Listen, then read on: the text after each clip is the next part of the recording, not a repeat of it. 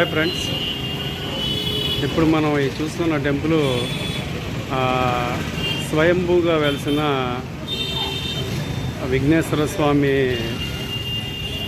దేవాలయం అన్నమాట.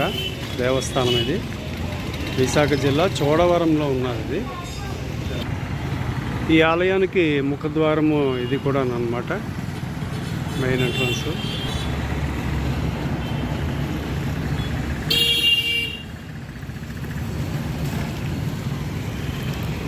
స్వయంభూగా వెలిసినటువంటి విఘ్నేశ్వర స్వామి ఆలయం. రాబోతున్న వినాయక చవితికి ముస్తాబవుతున్నారనమాట ఈ స్వామి.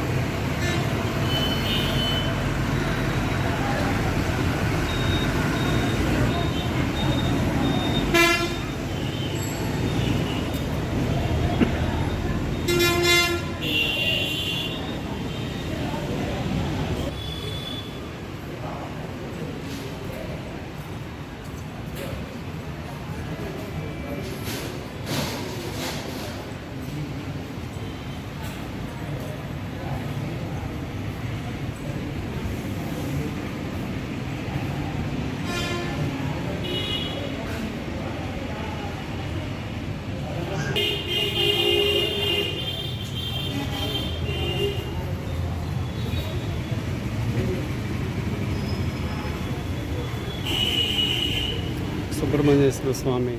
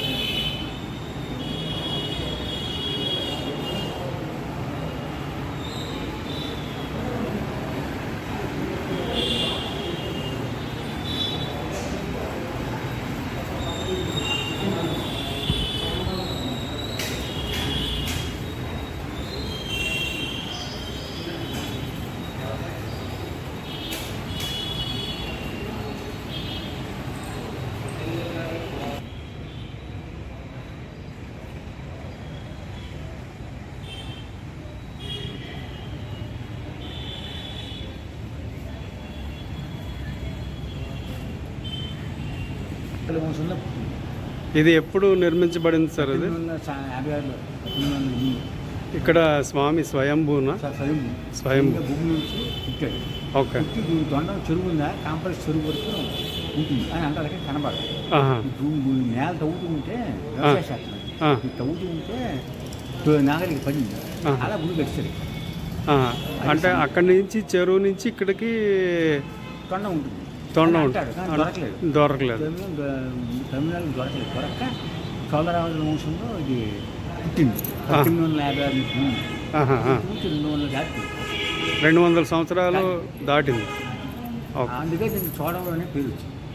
చోళవరం నుంచి చోడవరం నుంచి చోడవరంగా ఈ ఊరికి పేరు వచ్చింది అన్నమాట. రాజులు పరిపాలించింది. ఓకే. ఈ సంగతి దీని కథాక్రమం.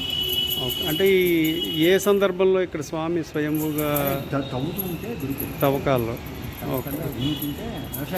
వ్యవసాయ శాఖ దొరికింది.